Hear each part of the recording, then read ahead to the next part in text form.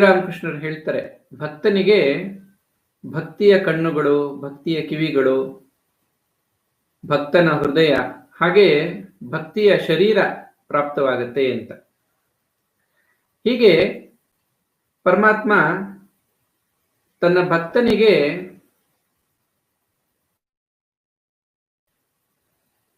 ವಾಸ್ತವವಾದ ಜ್ಞಾನವನ್ನು ನೀಡ್ತಾನೆ. ಬುದ್ಧಿಯೋಗಂ ದದಾಮಿ ಅಂತ ಪರಮಾತ್ಮ ಹೇಳೋ ಹಾಗೆ ಗೀತೆಯಲ್ಲಿ, ಅಂತಹ ಬುದ್ಧಿಯೋಗದಿಂದ ಅವರು ನನ್ನನ್ನೇ ಹೊಂದುತ್ತಾರೆ ಅಂತ. ಹೀಗೆ ನಿಜ ಹೇಳಬೇಕೆಂದರೆ ಪರಮಾತ್ಮನಿಗೆ ನಾವು